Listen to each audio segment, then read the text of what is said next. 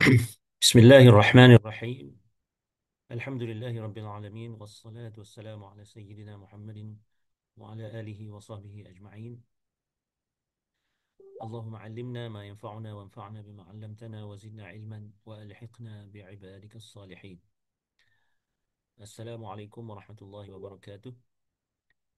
Pada hari ini kita sampai ke ayat 75 segmen yang kita baca ni, insya-Allah kita akan baca sehingga ayat 87. Jadi segmen ni merupakan segmen yang uh, kedua sebelum segmen yang terakhir dalam surah ni. Mudah-mudahan pada pertemuan berikutnya kita akan tamat uh, bacaan kita terhadap surah Al-Waqiah dengan percubaan kita untuk memahami isi kandungannya. A'udzu billahi minasyaitonir rajim. Fala uqsimu bimawaqi'in nujum. وإنه لقسم لو تعلمون عظيم. Bahagian ni kalau kita ingat lagi, ada beberapa perkara yang Allah SWT tarik perhatian kaum Quraisy mengenai perkara-perkara penting dalam kehidupan mereka yang sepatutnya menjadi satu yang mereka renungi supaya mendapat kejelasan mengenai uh, kewujudan mengenai Allah Subhanahu Wa Taala sebagai pencipta yang hakiki dan yang layak untuk disembah satu-satunya. Kalau kita tengok apa benda yang disebut tu, kita turun sekali lalu, um, Allah SWT sebutkan mengenai penciptaan manusia yang bermula dengan air mani yang ditumpahkan. Okey. Kemudian dinyatakan tumbuh-tumbuhan, pokok-pokok yang ditanam oleh manusia. Siapa yang jadikan dan tumbuhkan pokok-pokok itu sebenarnya? Kemudian Allah SWT bertanya mengenai air yang menjadi elemen penting dalam kehidupan. Kemudian Allah SWT tanya mengenai api. Api satu unsur penting dalam kehidupan manusia. Kemudian Allah SWT mengingatkan atau memerintahkan manusia supaya memerintahkan mereka yang renungi benda ni patutnya menyedari bahawa semua ni adalah nikmat daripada Allah SWT yang maha hebat, maha agung, ah, maha pemurah. Maka sewajarnya lah Allah SWT tu dibersihkan, disucikan daripada apa-apa perkaitan yang tidak sepatutnya. Macam disyirikkan Allah SWT, disekutukan Allah SWT. Sebab tu dinyatakan fasabbih bismi rabbikal azim. Kemudian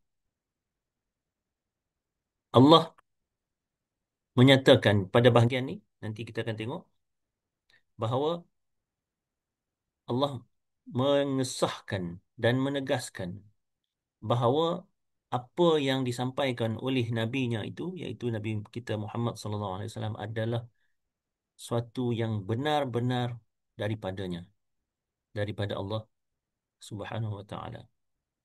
Okey, jadi kita tengok Allah menyatakan fala uqsimu bimawaqi'in nujum. Apa maknanya? Aku benar-benar bersumpah dengan tempat kedudukan bintang-bintang. Tempat kedudukan bintang-bintang ni bagi orang pada zaman Nabi itu, kaum Nabi, orang Quraisy, dia orang dah faham dah tentang kedudukan bintang-bintang dari segi buruj. Apa yang kita namakan sebagai buruj contohnya. Jadi mereka menggunakan bintang-bintang ni untuk memastikan bahawa mereka berjalan dengan apabila mereka bermusafir contohnya. Kerana mereka bangsa pedagang. Apabila mereka bermusafir dan bila nak bermusafir di padang pasir, kebanyakan perjalanan berlaku pada waktu malam. Sebab pada waktu siang, panas. Bila waktu malam dalam keadaan gelap, macam mana nak tahu bahawa kita menuju ke destinasi yang betul, ke arah yang betul? Bergantung kepada bintang, buruj. Buruj memberi panduan. Baik, kalaulah kedudukan bintang-bintang ataupun buruj itu dia tidak menentu. Bayangkan. Kedudukan buruj tu tidak menentu. Tahun ni macam ni, tahun depan jadi macam lain, tahun depan, tahun berikutnya jadi macam lain. Adakah benda tu dia boleh jadi panduan? Tak boleh jadi panduan. Dia boleh jadi panduan kerana dia duduk berada tetap pada tempat dia. Maknanya pada bulan-bulan tertentu dia akan ada pada kedudukan ini bertahun-tahun macam itulah tak pernah berubah. Sebab itulah dia boleh jadi panduan. Jadi Allah SWT, kalau kita tengok dalam ayat yang sebelumnya, ada disebut apa ni? Tazkiratan wa mata'an lil muqwin. Peringatan dan juga bahan kegunaan kepada orang-orang yang bermusafir. Api satu benda yang penting untuk orang bermusafir. Sebab dalam gelap perlukan cahaya. Tapi dalam masa yang sama, perlukan juga kepada panduan yang dapat dipahami daripada buruj, bintang-bintang, kedudukan bintang-bintang. Jadi Allah SWT sumpah dengan kedudukan bintang-bintang ni. Ha. Sebab kedudukan bintang-bintang tu yang penting bagi orang yang nak bermusafir. Bagi mereka yang nak bermusafir. Ha. Sebab setakat bintang saja, kalau tak faham dari segi kedudukan buruj dan sebagainya, tak boleh nak jadikan dia panduan untuk nak bermusafir. Okey, persoalan dekat sini, kalau siapa-siapa yang belajar bahasa Arab yang basic, ada perkataan la. La ni maknanya tidak, penafian. Jadi sebenarnya bila di sini disebut uqsimu maknanya sumpah. Bila ada la, adakah maksud dia tidak sumpah? Dekat sini dalam bahasa Arab dia ada satu lagi kegunaan la sebenarnya. Apabila sesuatu uh, perkara tu dah memang jelas. Jadi maknanya bila benda tu satu perkara tu yang memang dah uh, nak di satu yang jelas dan nak ditegaskan. Salah satu caranya adalah gunakan la. Bila kita nak bersumpah, nak menekankan bahawa kita sumpah ni sungguh-sungguh. Ha. Ini kalau kita apa bagi uh, pengungkapan dalam bahasa Arab lah, di kalangan orang Arab. Zaman sekarang tak macam tu lah. Tapi pada zaman Nabi, memang penggunaan bahasa Arab ni salah satunya macam ni. Iaitu boleh dimasukkan la tu untuk menegaskan. Jadi maknanya seolah-olah la kat sini kita boleh kata macam ni lah. Aku benar-benar bersumpah. Bila kita kata benar-benar bersumpah ni, sumpah aku ni, kita kata benar-benar bersumpah ni, maknanya sumpah ni, sumpah yang suatu yang amat-amat serius. Uh, sebab apa? Sumpah tu sendiri pun dah serius dah. Tapi bila kita kata aku benar-benar sumpah, menunjukkan apa ini satu perkara yang besar yang amat serius. Jadi sebab itu kalau kita tengok kat sini, memang selaraslah dengan apa yang ada kat sini sebab dekat sini tekankan bahawa Al-Quran tu daripada Allah SWT, sebagaimana yang kita akan tengok sekejap lagi. Ah, aku benar-benar bersumpah dengan tempat kedudukan bintang-bintang. Dan Allah SWT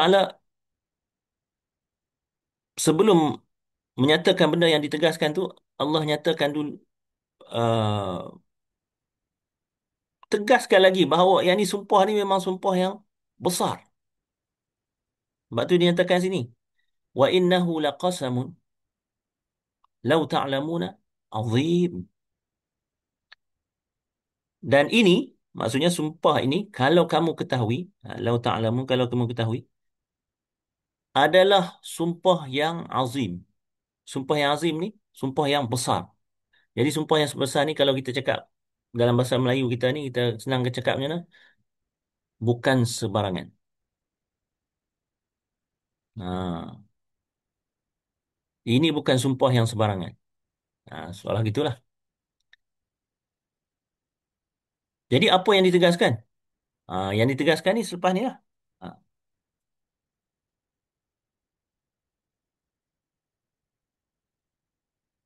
yang ditegaskan dengan sumpah ni adalah ini. Ia adalah Quran yang mulia.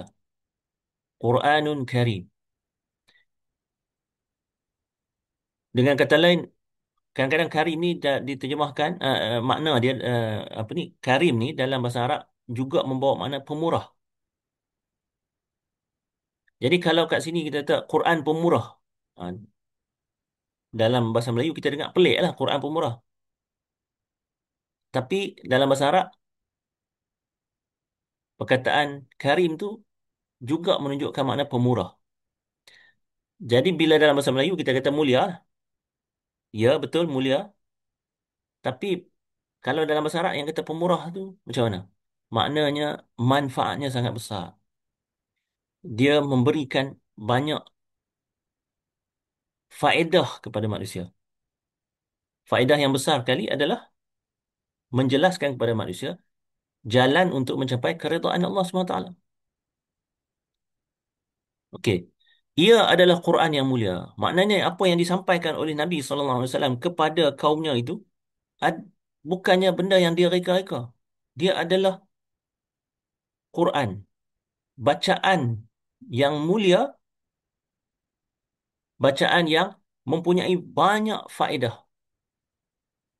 Mempunyai faedah yang besar kepada manusia. Dan Quran ni fi kitabin maknun, yang diletak dalam kitab yang dikawal ketat. Kitab yang dikawal ketat ni maknanya lauh. Lauh ni kalau kata dalam bahasa Inggeris kita kata board lah. Ada macam kita kata uh, permukaan yang boleh tulis. Permukaan boleh tulis tu contohnya macam kalau kata papan kenyataan. Itu permukaan yang boleh tulis. Bahasa Inggeris kita tetap board, tetap board. Kalau kecil tu kita apa? Kita papan tulis, atau zaman dulu panggil, kalau kata apa, papan batu tu panggil papan batu lah untuk nak tulis tu. Dulu dipanggil apa? Tablet, ataupun kita panggil apa? Batu bersurat. Ha. Yang panggil batu bersurat sebab apa? Dekat batu tu dia ada permukaan, ada tulis. Ha. Zaman sekarang kita kalau bahasa Inggeris dia panggil apa? Tablet. Kalau katalah papan tulis tu. Lepas tu dah reka peranti, reka device, orang panggil tablet. Sebab bentuk dia macam papan batu yang ditulis, yang digunakan pada zaman dulu. Jadi Al-Quran ni ada di lauh. Dalam perkataan lain digunakan perkataan lauh. Permukaan yang dekatnya ada tulisan. Lauh tu mahfuz, terjaga. Dekat sini dikatakan maknun. Maksudnya dikawal ketat.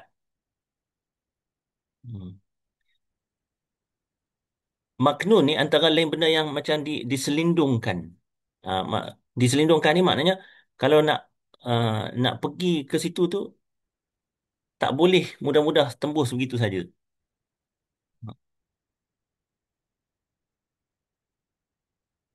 Tapi lauh al-mahfuz tu,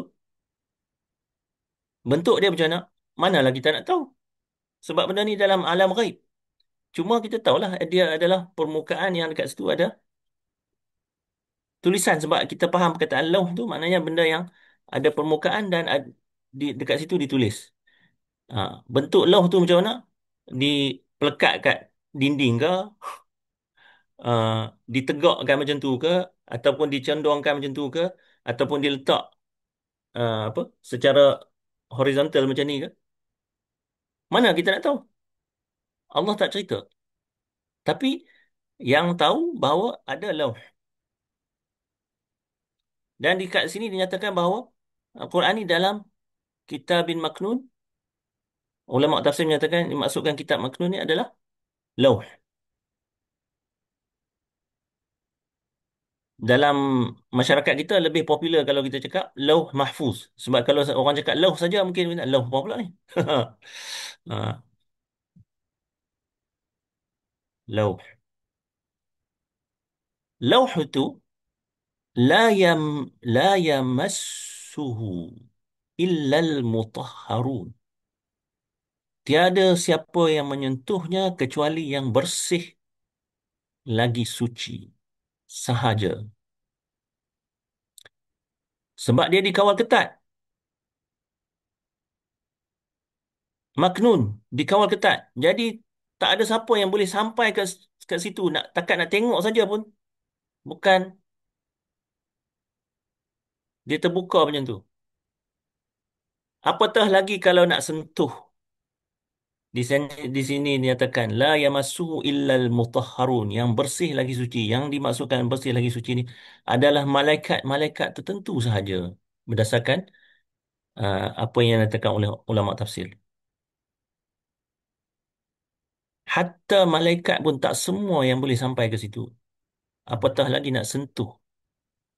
Yang nak boleh tengok pun terhad. Apatah lagi yang boleh sentuh. Okey. Tapi kemuncaknya nak cerita apa? Tanzilun min Rabbil Alamin. Ini adalah ia benar-benar suatu yang diturunkan oleh Tuhan sekalian alam. Beradanya Al-Quran dekat lauh itu adalah dengan kehendak Allah SWT. Sebab apa ada kat lauh? Kalau Allah SWT tak kehendaki supaya Al-Quran itu berada kat lauh, tak perlu ada. Tapi kehendak Allah SWT bahawa Al-Quran itu berada dekat lauh, dan daripada situ Jibril bawa kepada Nabi SAW. Jadi nak katanya bahawa Al-Quran itu apa yang disampaikan oleh Nabi kita kepada kaumnya pada ketika itu, bukannya rekaan dia, bukannya dia kutip sana sini apa semua. Dia betul-betul daripada Tuhan Rabbil Alamin, Tuhan sekalian alam. Dan apabila Al-Quran itu diletakkan di lauh itu pula, lauh itu ada yang dikawal ketat. Tak ada siapa yang nak boleh, kita kata contohnya, nak boleh curi masuk dan selewengkan contohnya. Tak ada. Apa yang disampaikan oleh Nabi itu adalah 100% sama seperti yang kalam Allah Subhanahu Wa Taala. Sama, dia merupakan kalam Allah Subhanahu Wa Taala. 100% tak ada bercampur aduk, tak ada siapa yang uh, curi-curi untuk selewengkan dan sebagainya. Tempat yang ditulis tu pun tak usah kata yang kalam Allah SWT yang siapa pun tak boleh nak sentuh tu. Tem- Tempat dia ditulis di lauh tu sendiri adalah yang dikawal ketat, yang hanya yang mutahharun, ada golongan tertentu di kalangan malaikat saja boleh sampai kat situ dan boleh, kalau kata nak sentuh boleh sentuh.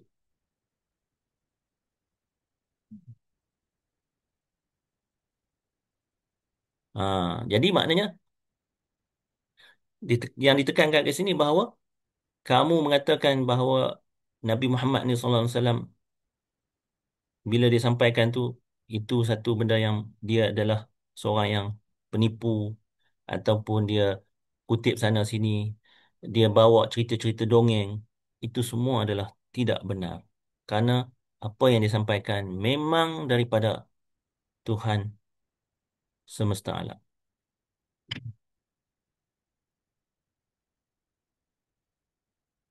Kemudian Allah SWT menyatakan, Allah persoalkanlah, afa bihadzal hadis antum mudhinun? Apakah bicara ini kamu masih berdodak-lalik mengenainya? Bicara ini apa dia? Apa yang Nabi sampaikan itulah, iaitu Al-Quran itulah. Jadi, apakah kamu masih berdodak-dalik dengan bicara ini? Bicara ini maksudnya apa dia? Yang Nabi sampaikan lah, iaitu Al-Quran itulah. Bicara Al-Quran itu. Dan Allah menempelak mereka. Kerana apa? Dan kamu jadikan pula pendustaan kamu, taj'aluna rizqakum annakum tukadzibun, pendustaan kamu tu. Kamu jadikan pendustaan kamu tu sebagai apa? Sebagai penghargaan terhadap rezeki yang kamu dapat. Apa rezeki yang mereka dapat? Mereka dapat tubuh badan. Yang dah cerita dah atas tu. Daripada mani menjadi manusia, mereka dapat tubuh badan, mereka dapat penglihatan, mereka dapat kemampuan untuk bercakap, mereka dapat kemampuan untuk mendengar, mereka dapat kemampuan untuk berfikir, mereka dapat kemampuan untuk bergerak-gerak. Ini semua adalah rezeki Allah SWT. Mereka dapat makan. Allah SWT bagi apa lagi? Bagi air. Daripada air tu mereka dapat usahakan kebun-kebun mereka, dapat ternak haiwan-haiwan mereka. Allah SWT bagi tumbuh-tumbuhan, pokok-pokok supaya mereka dapat makan buah daripadanya. Ataupun dapat tumbuh-tumbuhan dapat biji-biji bijirin. Semua ni mereka dapat rezeki. Yang mereka sendiri tahu bahawa mereka sendiri tak boleh nak buat. Bergantung kepada Allah SWT. Macam yang Allah nyatakan, kamu tanam benih, bagi tumbuh sendiri, bolehkah? Tak boleh, kamu akan tunggu. Mengharap daripada supaya Allah SWT tumbuhkan. Jadi, taj'aluna rizqakum, kamu jadikan rezeki kamu. Ini adalah cakap yang ringkas. Faham ni apa dia? Penghargaan terhadap rezeki kamu. Dalam Quran, sebab ayat Quran ni dia direct kepada orang Quraisy. Jadi bila orang Quraisy ni dia bahasa dia orang yang level bahasa dia tinggi. Jadi tak semua disebut. Macam kita jadi macam pening sikit lah. Ni apa benda? Jadi maknanya kamu jadikan pula pendustaan kamu terhadap pendustaan kamu tu sebagai penghargaan terhadap rezeki yang kamu dapat. Kamu dapat semua rezeki ni. Kemudian apa balasan kamu? Kamu dusta terhadap orang yang menyampaikan ajaran daripada pemberi nikmat tu. Macam mana ni? Jadi, seterusnya Allah SWT mencabar. Bila macam ni, memberikan menyatakan cabaran ini. Falaula idza balagatil hulqum. Kalaulah ada sekarang ni, kamu ni bergeng. Bukan seorang saja yang hak duk ingkar kepada Nabi ni. Geng.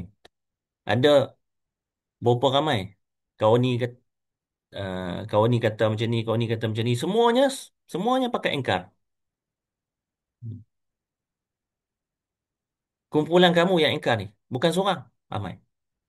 Mana Allah SWT nyatakan, baik, kalau salah seorang daripada kamu ni, bila nyawa dia ataupun roh dia dah sampai dekat hulqum, iza balagatil hulqum. Jadi maknanya, nak ceritanya, dekat sini saya tulis dalam biru ni tak, dalam Quran tak sebut lah. Jadi cuma boleh faham dari situ. Baik, Sekarang ni kamu dusta, kamu tak hargai apa yang Allah SWT berikan. Baik, renungkan ini sekarang. Itu macam arahan yang tersirat kat situ. Apabila nyawa salah seorang yang hak dusta ni, jadi nyawa salah seorang pendusta kemana? Telah sampai ke halqum. Kamu duduk keliling tepi dia tu. Dan kamu ketika itu memerhatikannya. Kemudian Allah SWT kata, kami pula ketika itu lebih dekat dengan dia berbanding kamu. Allah SWT ada duduk tepi tu kah? Siapa yang nak boleh, siapa yang nak faham macam tu? Maksudnya Allah SWT, malaikat, antara lain malaikat yang nak cabut nyawa tu lebih dekat lagi daripada orang yang duduk keliling dia tu. Ha.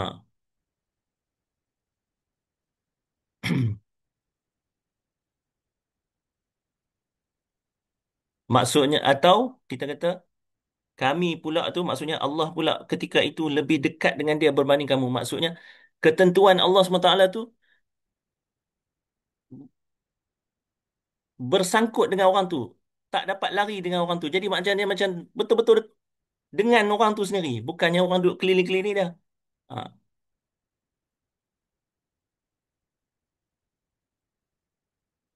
Cuma kamu tak nampak.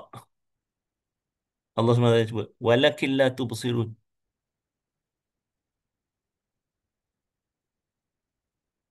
Apa cabaran dia? Cabaran dia, cabaran dia dilewatkan sikit ni sebut ni.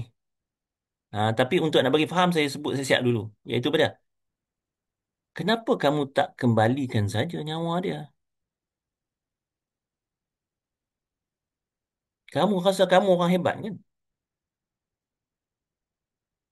Harta banyak, pengaruh banyak, ke anak pinak banyak, pengikut banyak. Kamu engkar. Lepas tu salah seorang daripada kamu nak mati. Nyawa dah sampai ke hujung ni. Apa kata kamu stop? Kembalikan nyawa dia, bagi patah balik, turun balik sampai penuh badan. Ni nyawa duduk kat sini dah. Tak, tolak balik supaya masuk balik. Boleh tak? Ha, kita tahu lah jawapan dia memang tak boleh punya.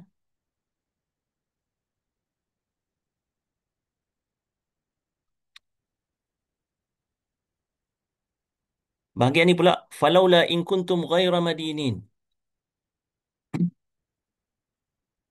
Sama juga kalau kita tengok ghaira madinin, jika kamu tidak tertakluk. Quran cakap dekat tu ya. Jika kamu tidak tertakluk, maksudnya tidak terikat.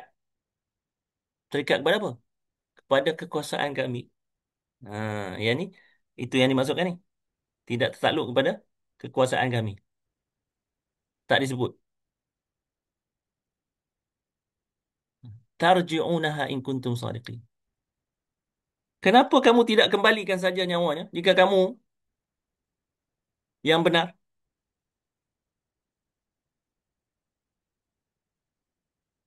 Boleh tak buat? Tak boleh. Jadi insaflah. Insaflah. Ha. Okey? Jadi dekat sini sebenarnya dari segi struktur ayat dekat sini, dia struktur ayat ni adalah struktur ayat yang level tinggi. Struktur ayat yang level tinggi dia ada banyak ni. Sebab tu dia ada banyak yang saya masukkan apa? Yang warna-warna biru ni. Sebab dalam Quran tak sebut yang bahagian warna biru tu tak disebut dengan jelas. Ha. Bahkan dia campurkan dua, dia bagi satu je. Sebab yang ni, kenapa kamu tidak kembalikan saja nyawanya? Ada satu saja dekat sini. Tarji'unaha in kuntum sadiqin. Tapi sebenarnya dia cover dua sekali. Cover dua sekali ni. Ni juga. Jadi yang ni saya nak tunjukkan yang ni untuk kepada orang yang ada basic Arabic sikit lah. Yang ni tapi di segi makna dah jelas. Maknanya kita cerita pasal makna dulu. Maknanya kita tengok sini. Apakah kamu masih berdaulat lari dengan bicara ni? Bicara apa? Bicara Quran ni. Kemudian Allah tempelak, dan kamu jadikan pula pendustaan kamu sebagai penghargaan terhadap rezeki yang kamu dapat. Macam mana ni? Ha. Baik, renungkan ini sekarang. Apabila nyawa seorang pendusta kebenaran telah sampai ke halkum, dan kamu ketika itu memerhatikan dia, kami pula ketika itu lebih dekat dengan dia berbanding kamu, cuma kamu tak nampak, kenapa kamu tak kembalikan saja nyawa dia? Dan jika kamu tidak tertakluk kepada kekuasaan kami, kenapa kamu tidak kembalikan saja nyawanya? Jika kamu yang benar. Okey, itu dah segi nak faham. Saya harap dah faham dah maksud ayat ni. Tapi yang ni saya nak bagi penjelasan sikit kepada orang yang ada basic Arabic. Ha, jadi dia macam ni. Dia ada kala-kala ni macam mana? Dari segi macam mana kalau katalah benda ni bukan dalam Al-Quran. Susun atur dia jadi macam seolah-olah susun atur yang bukan level tinggi tu jadi macam mana? Kita bagi rendahkan level. Jadi yang ni bukan ayat Quran lah. Tapi nak bagi faham macam mana? I- Bila kita ubah kedudukan ni, kita kata yang ni jika bukan dalam Al-Quran, kita nak bagi ungkap ni dalam bentuk level yang basic sikit, jadi macam mana? Jadi soalan macam ni. Iza balagatil hulqum wa antum hina idzin tanzurun wa nahnu aqrabu ilaihi minkum walakin la tubsirun. Falawla tarji'unha in kuntum sadiqin. Tapi yang ini dia tak ada sebut. Sebab apa? Dia pakai yang ni je balik je. Mhm. Laula ni adalah, tapi bergantung kepada yang kedua ni saja. Ah, daripada sini, daripada sini datanglah dalam ayat Quran cara susun dadah diubah untuk m- meningkatkan impact expression tu, impact ungkapan tu. Cuma kalau kita tak belajar bahasa Arab, kita tak tahulah macam mana nak rasa impact tu macam mana. Tapi kalau yang belajar Arab ataupun orang Arab sendiri yang dah belajar bahasa Arab di peringkat tinggi tu, dia boleh rasalah impact tu apabila disusun dalam bentuk yang dalam Al-Quran itu, iaitu laula ni dibawa ke depan. Laula ni dibawa ke depan. Sebab tu jadi sekat ni. Laula ni. Falaula idza balagatil hulqum wa antum hina idzin tanzurun wa nahnu aqrabu ilaihi minkum walakin la tubsirun. Tarji'unaha in kuntum sadiq. Ada tak? Tak ada. Yang ni tak ada. Ha. Diteruskan kat sini je. Ha. Sebab tu yang ni ada apa? Macam ni. Laula ni dibawa ke sini. Ha. Daripada laula dibawa bila dibawa ke sini, akhirnya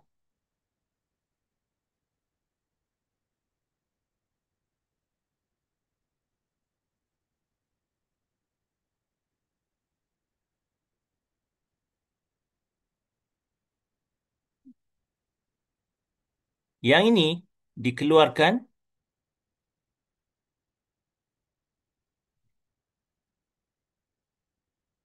memadai dengan ada yang had kedua ni saja.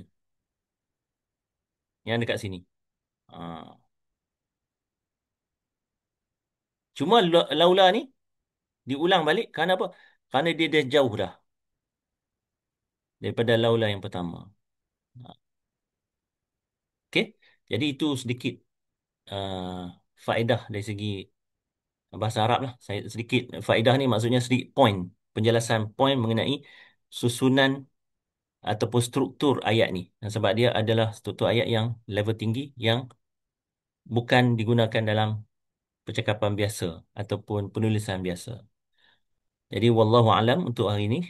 Wa bihi taufiq. Nas'alullah subhanahu wa ta'ala an yu'allimana ma yanfa'una wa yanfa'ana bima 'allamana wa yazidana ilman wa yulhiqana bi'ibadihi salihin. Wassalamu alaikum warahmatullahi wabarakatuh.